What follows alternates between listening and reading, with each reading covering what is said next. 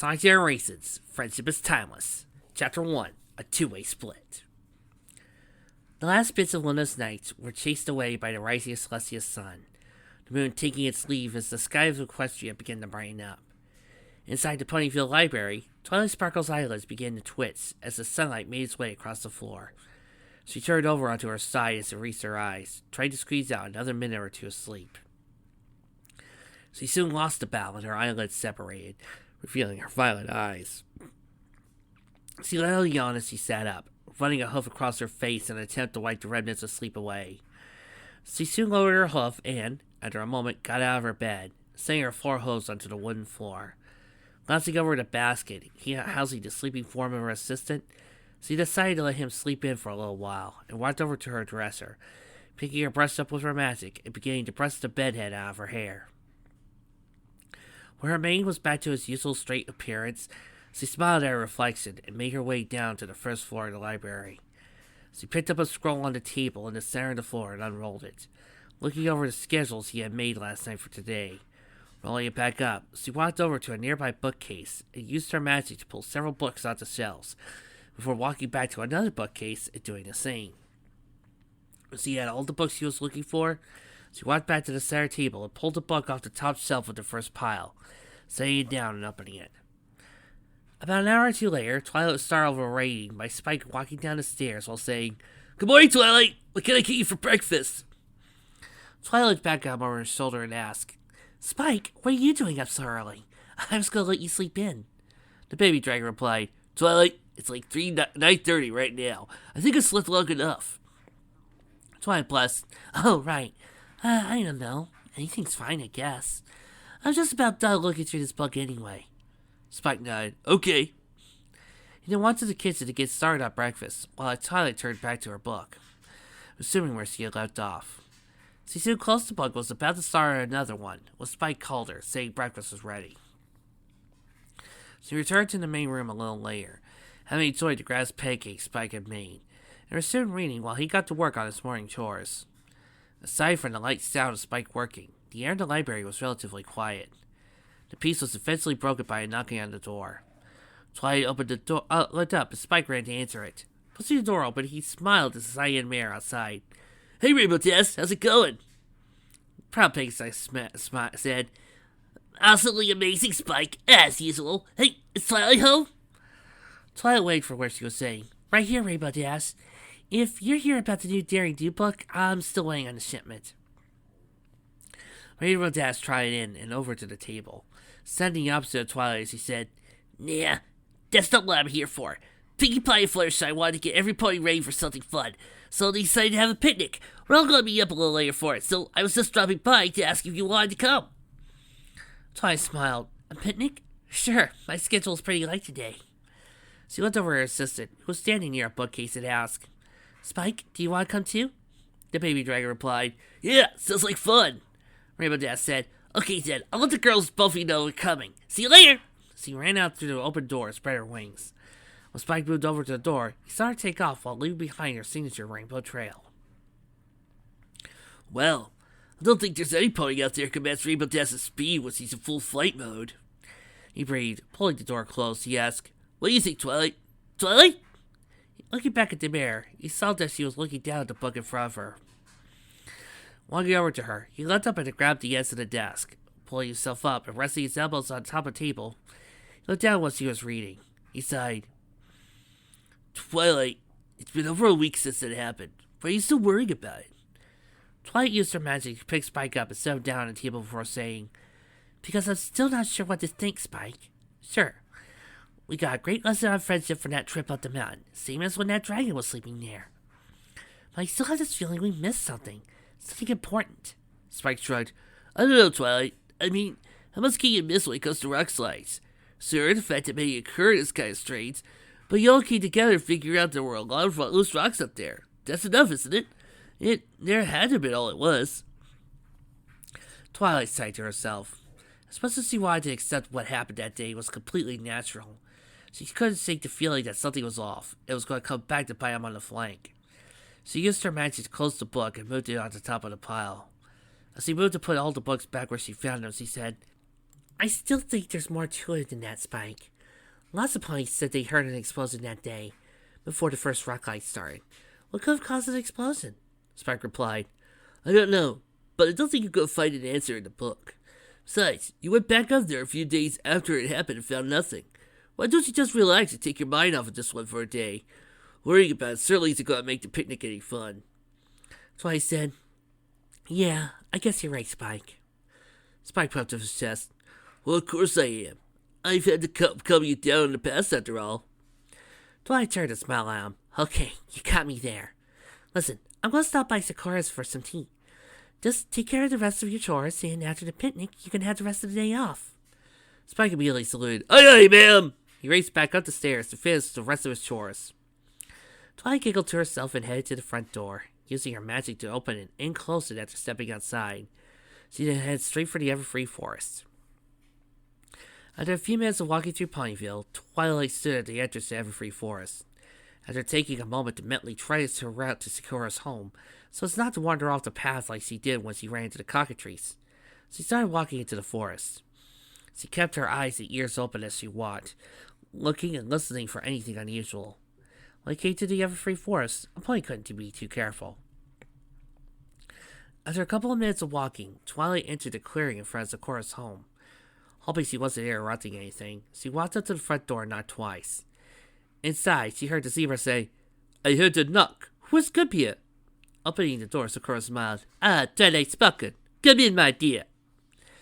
Twilight returned the smile and stepped inside. She spoke, I hope I'm not interrupting anything, Zecora. I was just wondering if I could get you some of your tea.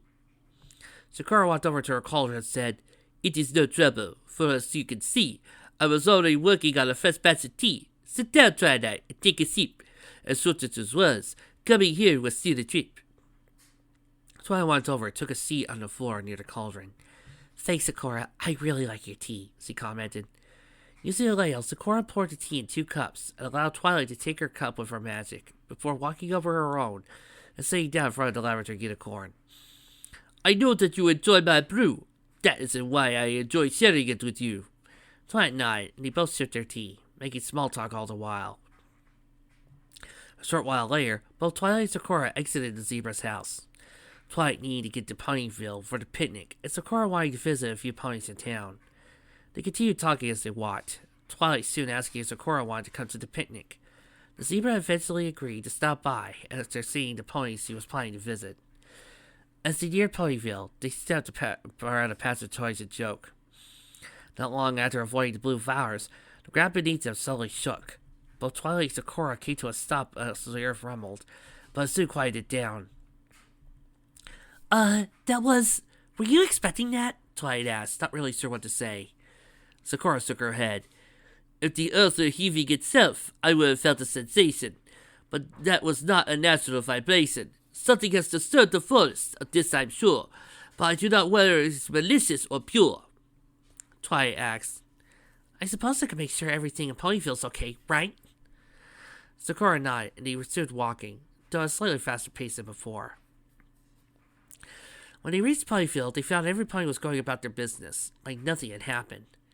What's going on? We both couldn't have imagined that earthquake just now, could we? Twilight asked. That would be highly unlikely. I surmise there's no pulling the wool over these eyes. Whatever caused that sink is troubling my mind. Let us ask around and see what we can find, Zecora replied. Twilight nodded and quickly tried to Ponyville, then one noticing a purplish-black void beginning to form up in the sky. Ah, shoot, it's another space time riff.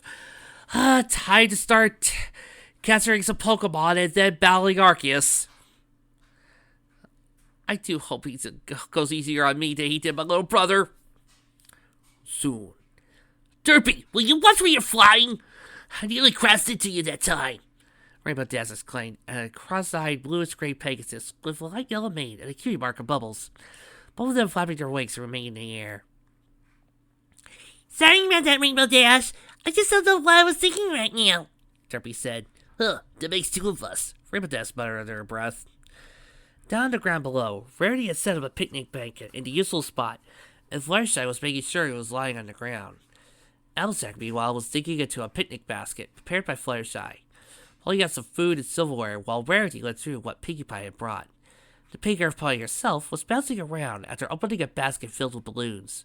It was floated away shortly after the blanket covering them had been taken off. Looking up at the pink side above, Applejack commented, "Rainbow really shouldn't argue with Derpy last night." Rarity looked up and nodded. "I agree. Just because he's a bit ditzy doesn't mean he has to get so angry at her. Some ponies might take offense to that." Fluttershy said, "Oh, I wish Rainbow Dash would treat Derpy a little nicer too. But he's worried about Derpy's well-being at least. I'm glad he's not trying to push her away or anything me like that." Pinkie Pie bounced over to Fluttershy and said, "Daisy would never do something like that, Fluttershy. That would be like her, being disloyal like some disloyally pants." So he looked over and asked, "No, let's keep it Twilight. I thought Rainbow Dash said she'd be here." Spike, who was sitting under a nearby tree, said, "So he said she was going to stop by Zecora's for some tea. Probably talking to each other and lost track of time." He then turned to relaxing under the tree, enjoying the nice day. Pinkie Pie exclaimed, "Oh, maybe Zecora will come too. That would be so much fun." Applejack looked off to the side and noticed a large red stallion pulling a wagon behind him approaching. So he stood up and walked over to the corner of the picnic wagon he was closest to, saying, "Hello there, big brother. Still working for today?" Big Magatos came to a stop near the picnic wagon and drawled, "Yep. Gray Smith told me about your picnic, so I thought I'd bring you some refreshments." Applejack looked at his wagon and saw dozens of bottles of apple juice on it. "Let's make a gallon of that, big brother. Here, let me help you with that." So he walked around to the side of the wagon and picked up 2 bottles of her hose before asking, "So, what's Gray Smith up to right now?" Big Magatos said, "Says he's going to pick up Apple Bloom for school. Probably going to take her out shopping, I reckon." Applejack nodded, set the bottles he was holding down in the picnic blanket before moving back to help Big Magatos unload the rest. Rainbow Dash came down soon after they were done, Derpy quietly following her, and I was crossing to her when she landed. Big Magatos had said, "I reckon I'll leave you to your picnic then." Spike, having come out from under the tree while the 2 siblings were unloading the apple juice, said, "Come on, Big Magatos. You can stick around for a while." Applejack nodded. "Sir, Pinkie Pie and Fluttershy packed extra in case they probably wanted to join in. That ain't a problem if you want to relax." Looking back over her shoulder, she saw Twilight and Zecora coming towards the group. As he turned and called, "Howdy, y'all!" Pinkie Pie popped up in front of the 2 as they got closer, causing him to stop selling, and said, "You mean Twilight? You bet Zecora too! Oh, this is gonna be great!" Rarity trotted over and said, "Darling, I'm so glad you could make it. I do hope that after all that studying, you'll take the time to unwind." Twilight asked, "Did any pony feel that earthquake earlier?" Every pony looked at her funny at that. "What are you talking about, Twilight? There wasn't an earthquake," Spike said. Zecora replied, "I would like to believe that, but it was not thick. When we went through the forest, the ground did shake." Derpy exclaimed, "Silly ground! Why does he style Twilight and Zecora like that?" Applejack asked, "Well, couldn't that just be something that usually happens in the air-free forest?" Rainbow Dash nodded, "Yeah, strange stuff happens in there all the time." Twilight replied, "Zecora said she wasn't expecting it to happen, and she understands the forest better than any pony. I think we might have a problem on our hooves." Rainbow Dash sighed, "Oh, great. How big of a problem are we talking?" Boom!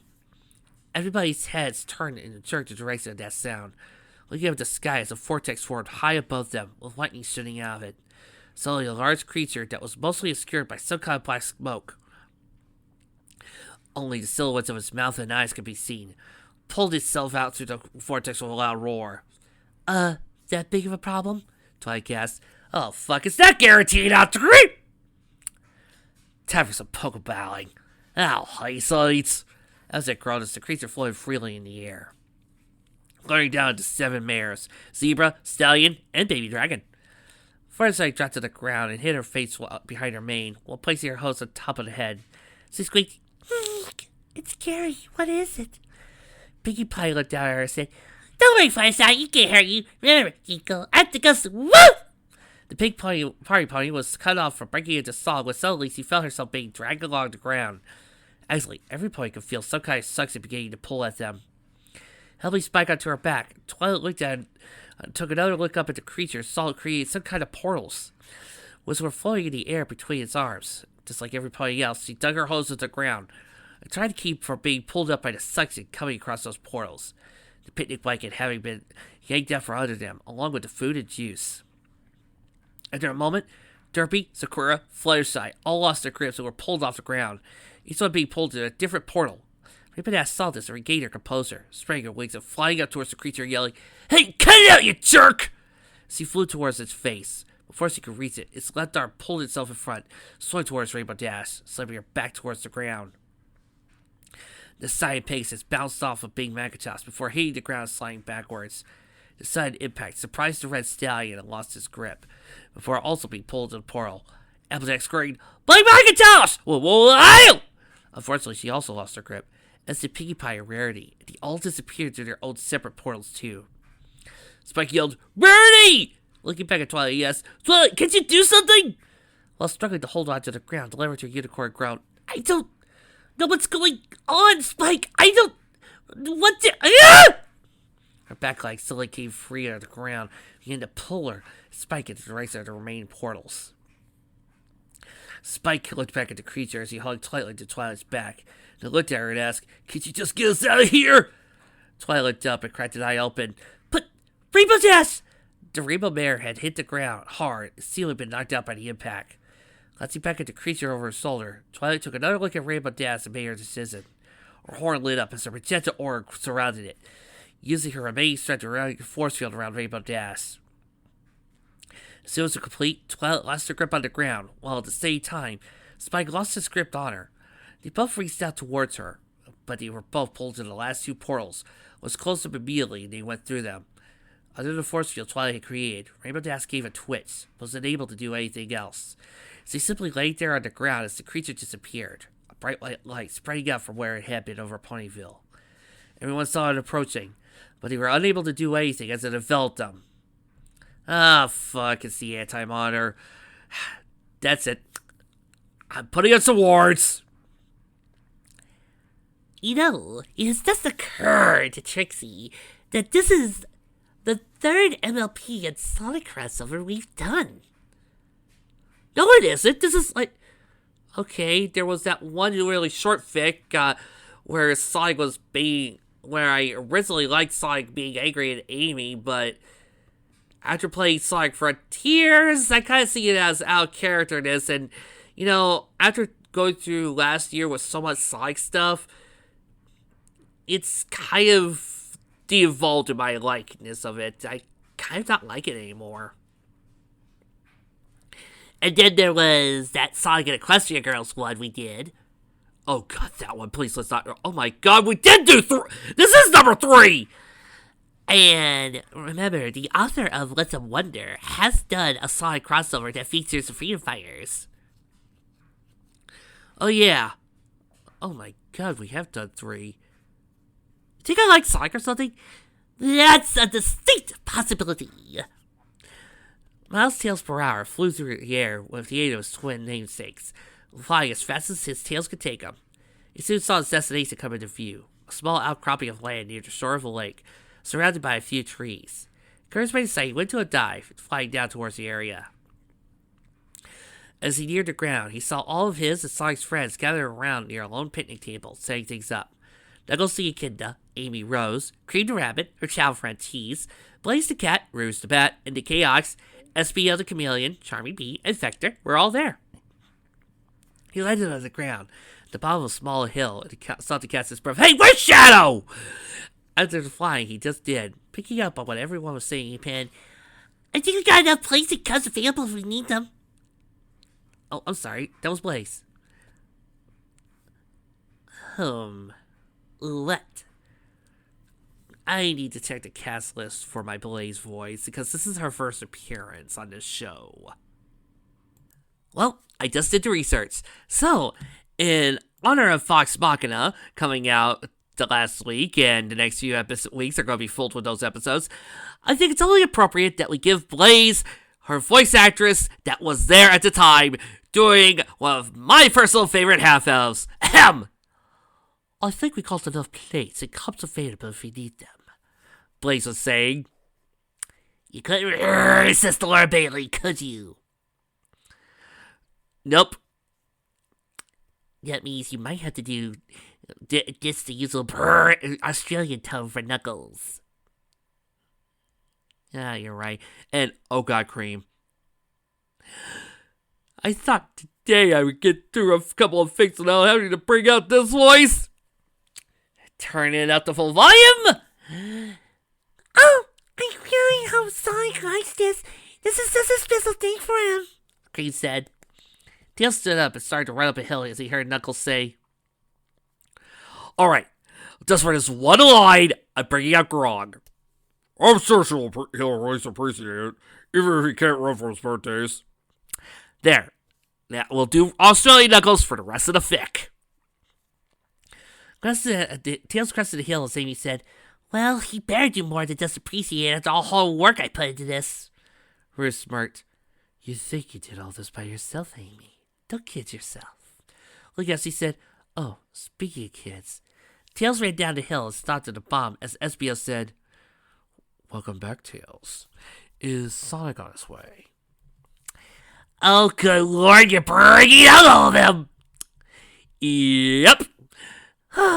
It's the same evidence on this. Young Fox replied, I think so. I got a message to meet me here. He should have seen it by now. Charlie cheered.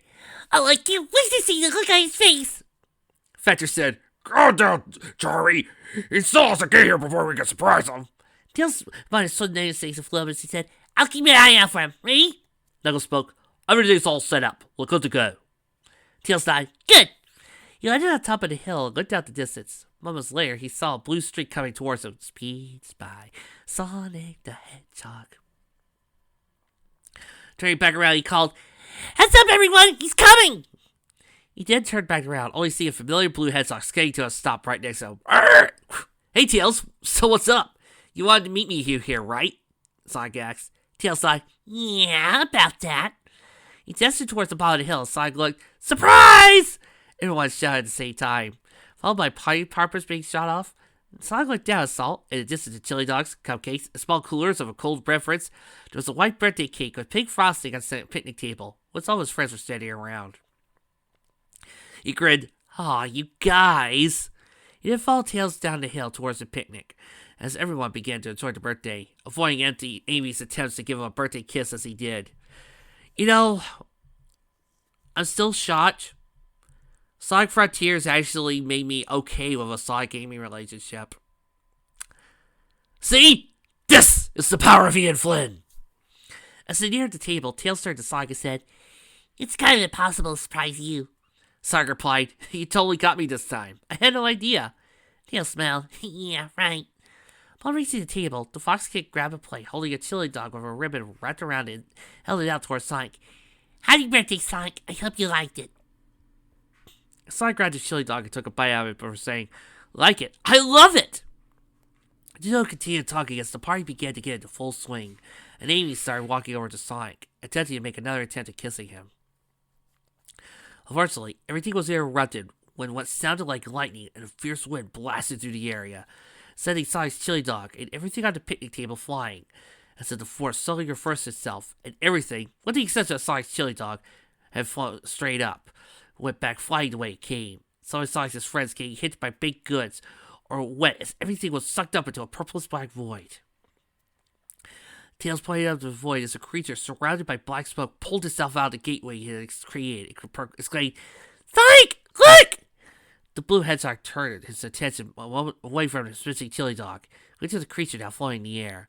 The vortex had come through close. It began to create portals and float in the air as Tails asked, What's it doing? All of a sudden, Charming was caught up in the fierce wind that was being created by the creature's portals. It was pulled towards one, despite Fenter and Espion's attempts to grab him. They soon followed after him, as did Knuckles, Rouge, and Amy. The pink heads are screaming, Sonic! They were all pulled through different portals, each one closing behind them. Sonic ran towards the creature, ignoring the pull away and saw it. Hey, not cool! He leapt up towards it and began a homing attack, aiming for the creature's face.